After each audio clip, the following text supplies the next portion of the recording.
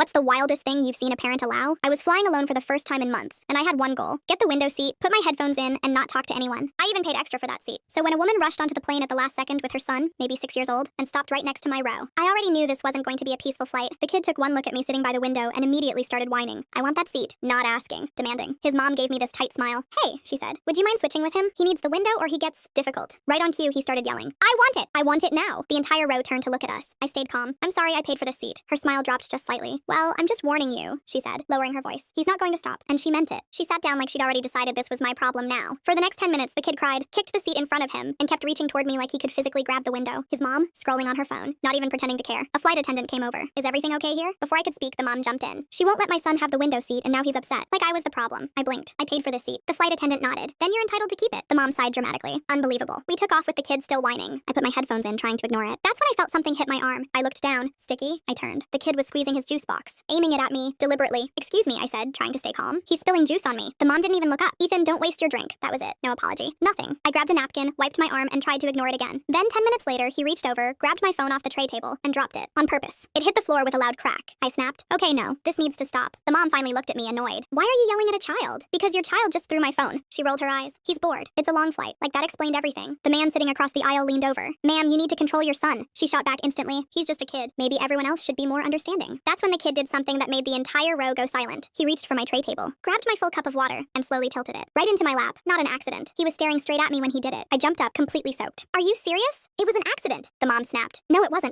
A flight attendant rushed over. This time I didn't even have to explain. The man across the aisle spoke first. I've been watching this the whole time. The child is doing this on purpose. A couple people nearby nodded. The flight attendant's expression changed instantly. Ma'am, she said firmly, I need you and your son to come with me. The mom crossed her arms. We're not moving. Now a second flight attendant showed up. You can either move, she said calmly, or we'll have security meet the plane when we land. That did it. The mom huffed, grabbed her bag, and yanked her son up. This airline is ridiculous, she muttered as they walked to the back. The kid screamed the entire way down the aisle. And just like that, peace. For about an hour. Then suddenly people started shouting from the back. Flight attendants rushed past us. Apparently while his mom was in the bathroom, the kid had opened an overhead bin. Suitcases came crashing down. One hit a passenger in the head. When we landed, security was already waiting at the gate. As I walked off the plane, I passed their row. For the first time the entire flight, the kid was quiet. And the mom? Still arguing. Still acting like she'd done nothing wrong. I didn't say a word. I just kept walking. Because honestly, that flight taught me something I'll never forget. Some kids aren't the problem. Their parents are.